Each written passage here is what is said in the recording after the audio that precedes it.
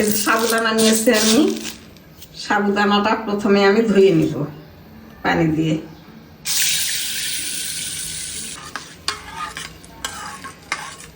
তারপর আমি এটা ভিজে রাখবো 5 মিনিট। সাবুদানাটা আমি ধুয়ে ভিজে রাখছিলাম, এই যে দেখেন ভিজে গেছে, এরকমভাবে ভিজেছে। তো আমি এখন মেখে নিব, হাত দিয়ে ভালো করে মেখে নিব। নিয়ে আমি সাবুদানা মার্বেল সিমাই করবো আজকে। ভালো করে ঠেসে ঠেসে আমি মেখে নেব। এই যে আমার মেখে নেওয়া হয়ে গেছে, এই যে দেখে এরকমভাবে মেখে নিয়েছি। আর আমি একটু হাতেতে ঘি মেখে নিলাম বানানোর জন্য। এরকমভাবে আমি নিয়ে বানাবো এখন।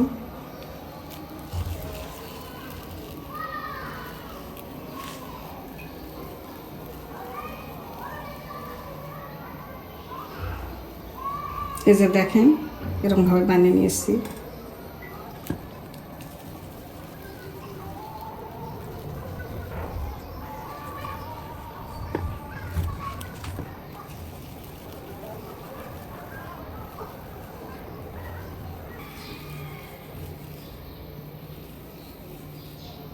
এই যে দেখেন কত সুন্দর হয়েছে।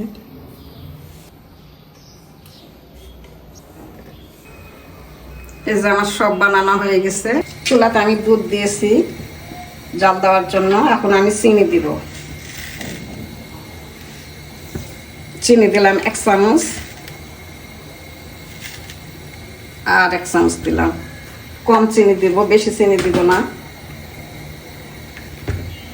এটাই আমাদের অনেক মিষ্টি হয়ে যাবে। আপনারা বেশি মিষ্টি খেলে মিষ্টি দিবেন, যেরকম খাবেন সেরকম দিবেন। দুধটা বলক উঠলে আমি ওগুলো ছেড়ে দেব।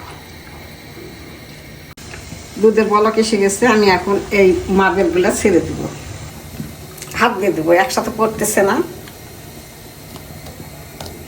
আমি হাত দিয়ে দেবো এরকমভাবে।